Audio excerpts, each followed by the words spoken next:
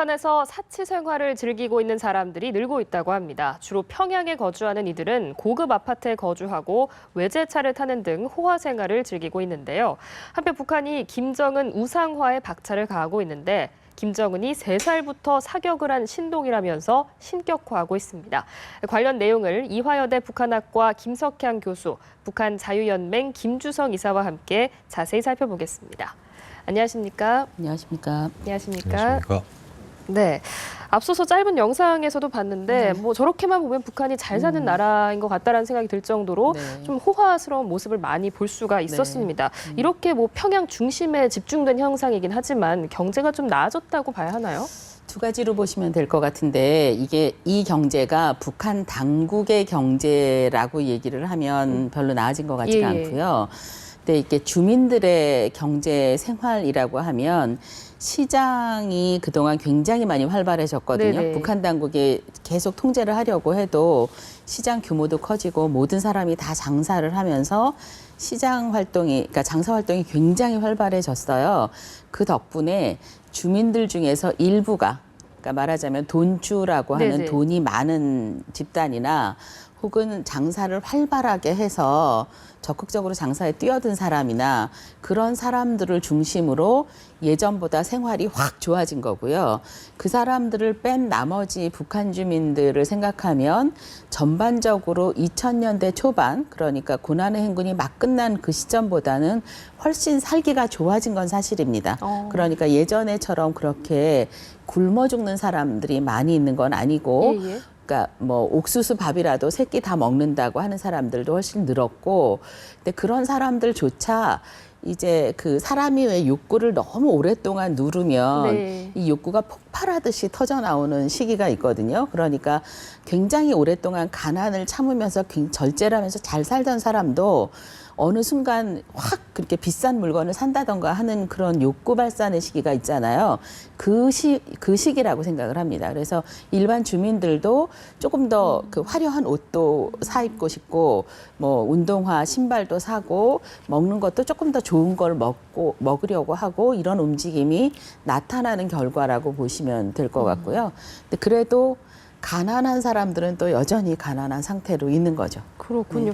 일각에서는 이런 사치 생활을 즐기는 인구가 최대 뭐 100만 명에 이를 것이다 이런 주장도 나오던데 앞서서 돈주라고 말씀을 하셨거든요. 그렇다면 주로 장사를 해서 돈을 번 사람들인가요? 그렇죠. 그러니까 결국은 이게 고난의 행군 시기부터 이렇게 자생적으로 벌어진 북한식 시장 경제죠. 그러니까 이게 상당히 주민들이 거기에 유착 관계가 깊어졌기 때문에 예전처럼 이게 국가 공급 체계에 의한 의존도가 아니라 자생적으로 이렇게 시장 활동을 통해서 자기 삶을 이렇게 많이 꾸려나갔기 때문에 거기에서 좀 일찍이부터 이렇게 장사를 시작한 사람은 아무래도 부를 어느 정도 축적한 상태지 않습니까? 그러니까 그런 사람들의 삶은 좀 예전에 비해서는 많이 나아졌다.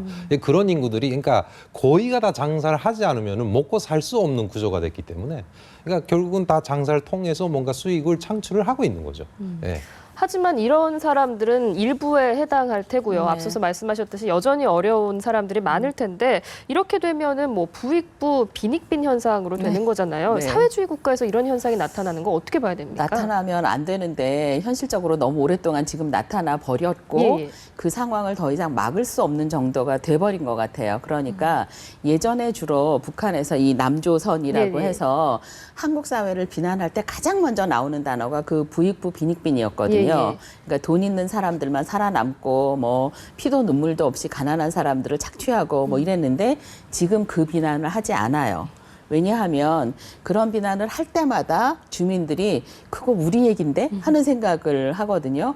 게다가 최근에 그 임꺽정이라는 예전에 나왔던 영화인데 임꺽정이라는 뭐 그 노래, 그러니까 임꺽정이라는 영화를 만들면서 노래가 이 주민들의 고혈을 빨아서 뭐 그러니까 그 고위 관리들이 잘 먹고 잘 사는 거를 때려부시는 의적으로 나오는 거잖아요. 그 노래 금지됐습니다.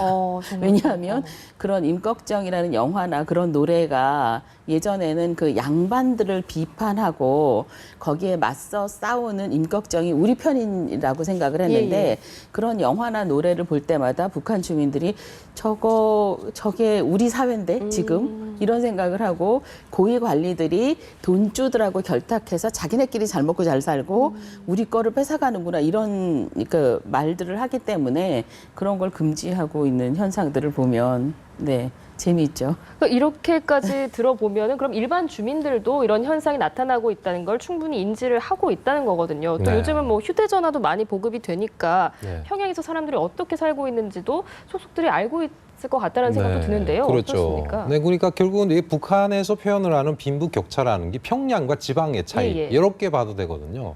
그러니까 평양은 상당히 보면은 이렇게 그 아까 말씀한 그 던주라고 하는 거는 권력 유착형이 있고 시장 유착형이 있어요.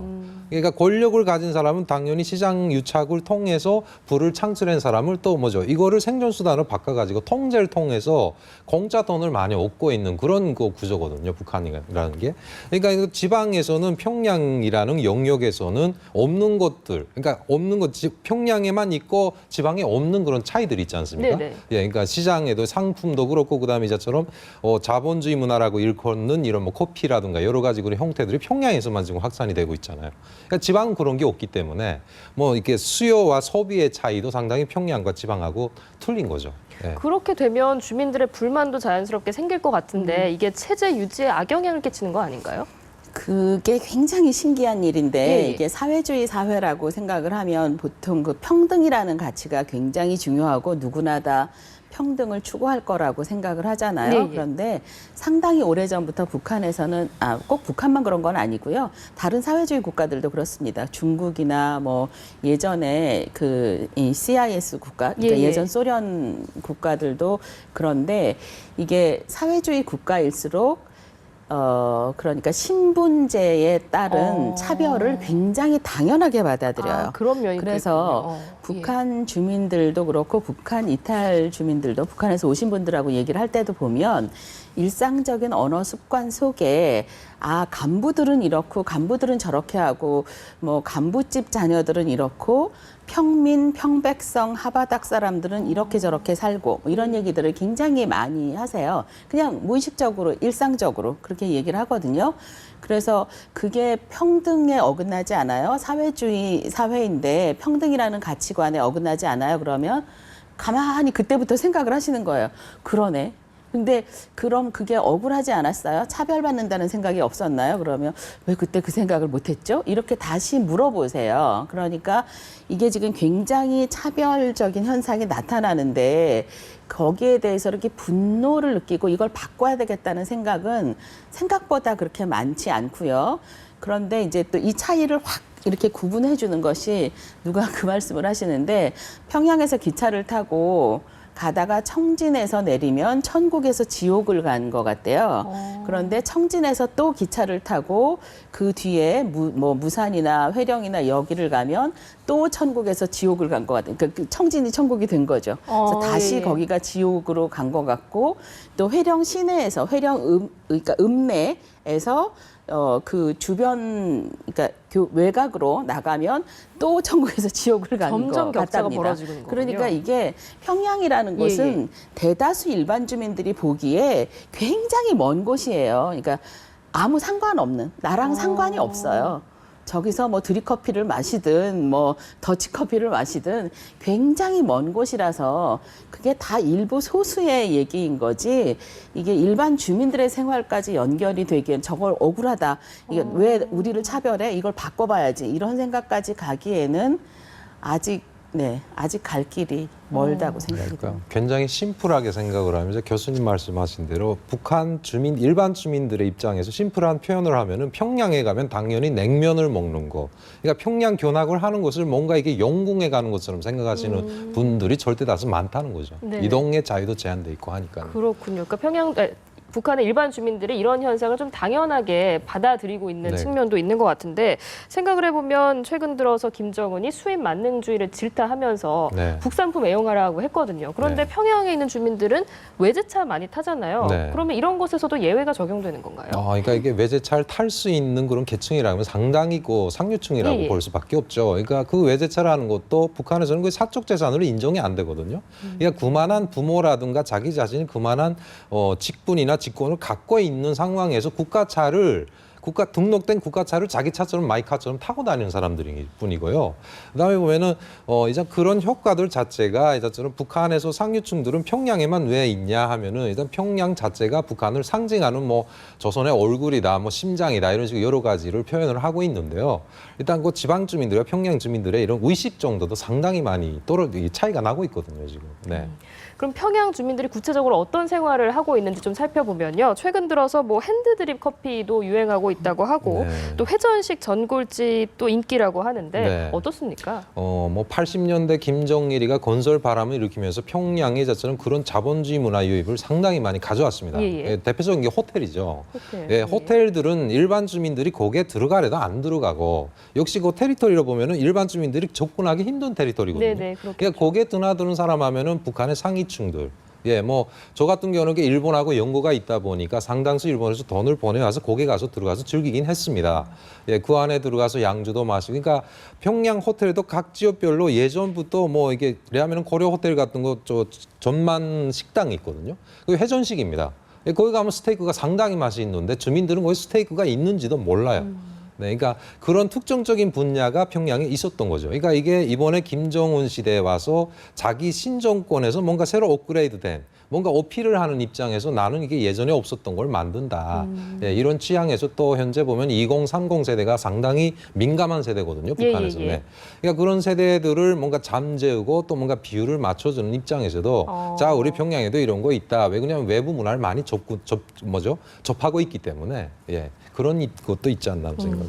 그러니까 이렇게 호화롭게 생활하는 사람들도 있고 그중에서 가장 호화롭게 생활하는 사람을 좀 꼽아보자면 김정은의 부인 리설주도 해당이 될 것 그렇죠. 같은데요. 이런 소문이 있더라고 하더라고요. 피부가 좋은 게 뭐 우유로 목욕을 하고 맥주로 목욕을 한다. 이런 소문이 있다던데 이런 걸 실제로 따라하는 여성들도 있을까요? 있겠죠. 당연히 있을 겁니다. 그러니까 이게 평양에 있는 부유한 사모님들을 위해서 주로 그 단동에서, 그러니까 신의주 건너가면 중국의 단동이잖아요. 거기 가면 5층짜리 건물 자체가 평양에서 나오는 사모님들의 그 코스예요. 그래서 뭐 그 볶음판, 그러니까 프라이판이라고 하는데 그 볶음판부터 시작해서 뭐 이렇게 그 얼굴 박피하는 거, 그러니까 그 간단한 성형 수술하고 뭐 이런 것까지도 다 하고 맞춤 옷을 해주는 곳들도 있고, 그래서 그러니까 그 숫자가 얼마 안 된다는 게 그렇지 충분히 있을 겁니다. 그런 뭐 저 사람 피부가 왜 좋지 이런 거에 대해서는 굉장히 관심이 많거든요. 그러니까 이거는 그 피부 상태나 옷차림 이런 것에 관심이 많은 거는 그러니까 잘 사는 여성들뿐만 아니라 북한 여성들 누구나 다 그렇습니다. 왜냐하면 이게 욕구가 한참 발휘해야 될 때 이거를 꾹꾹 눌러 참았기 때문에 우리 같은 사람들 가서 보면 이렇게 가까이 와서 다가와서 봐요. 그래서 뭐 하시나 이렇게 보면 피부 화장품을 뭘 쓰는 거냐고 예. 이렇게 물어보시고, 이 옷은 어디서 만드는 거냐, 가격은 어느 정도냐 이런 거 물어보시는 분들 많거든요. 그러니까 그게 그 참아온 욕구를 발산시키는 거라서 저는 충분히 여건이 되면 그렇게 하고 싶은 사람들이 있을 것이고 그렇게 할 것이라고 생각합니다. 그렇군요. 평양에 있는 그런 사람들이 누리는 사치 생활 짚어봤는데 이번에는 김정은에 대한 우상화가 요즘 좀 박차를 가하고 있는 것 같아서 살펴보겠습니다. 그런데 내용을 살펴보니까 3살 때부터 사격을 하고 자동차를 운전했다. 네. 좀 내용이 비현실적인 것 같은데 네. 왜 이런 교육이 이루어지고 있는 건가요? 그러면 그 나뭇잎 하나에 예. 그러니까 나뭇잎 하나를 타고 강을 건넜다. 그거는 현실적으로 들리시나요? 거의 뭐 동화 속에 나올 법한. 이게 김일성 예. 우상화의 내용이거든요. 예. 축지법을 써서 갔다던가. 그러니까 이게 지금 우리가 보기엔 저런 말도 안 되는 얘기를 뭐하게 하느냐. 오히려 저거는 지도자를 깎아내리는 것이다라는 예. 생각이 드는데, 북한에서는 그렇게 우상화하는 게 하나도 낯설지 않아요.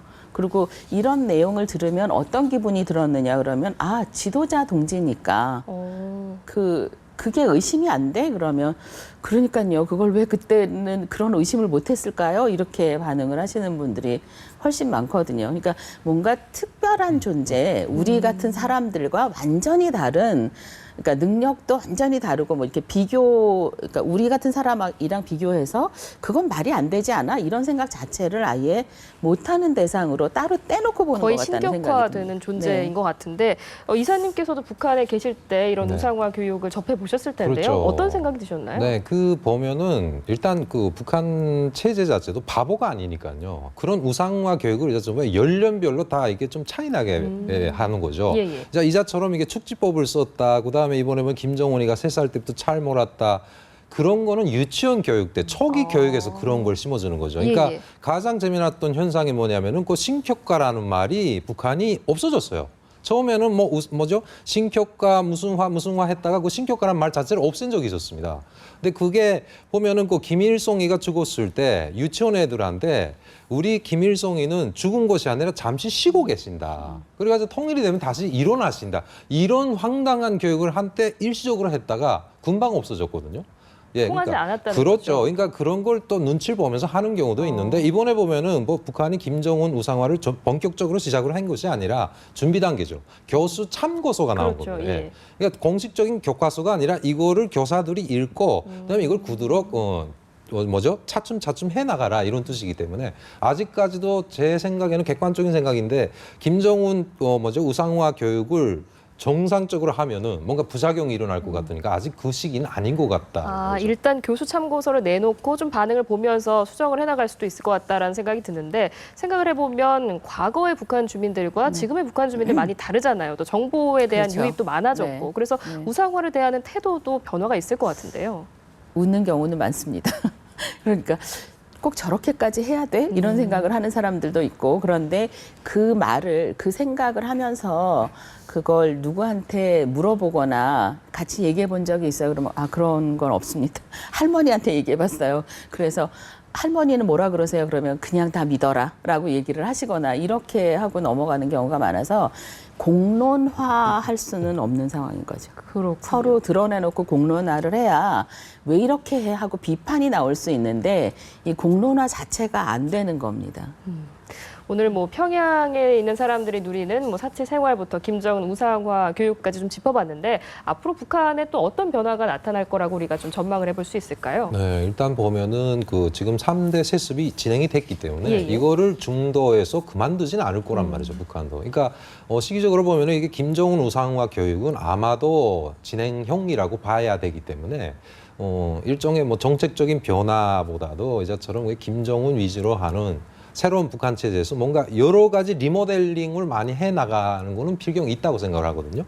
예, 이자처럼 뭐 이렇게 뭐 이상한 전만 식당을 만들거나 네네. 드립 커피가 나오거나 이런 거는 점차 앞으로 확산돼 가지만은 예, 예. 체제의 본질만은 변하지 않으리라고 생각합니다. 체제는 영향이 없을 네. 것이다. 교수님께서 어떻게 보시나요? 아마 넘어지는 순간까지 그 김일성, 김정일, 김정은으로 이어지는 그 백두 혈통은 가지고 가려고 할 텐데 예.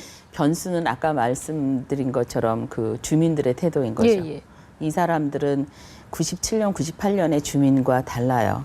그러니까 이 사람들은 이제 노트텔 가지고 외부 영상을 계속 보고 예, 예. 이 또 USB 꽂아서 계속 외부 영상을 보고 뭐 아무래도 그 그러니까 중국 전화를 가지고 외부 소식도 듣고 또 서로 통화하면서 그날의 달러 시세하고 뭐 위안화 시세를 확인하느라고 평양하고 계속 전화하고 이러면서 소문이 퍼지거든요. 예, 예.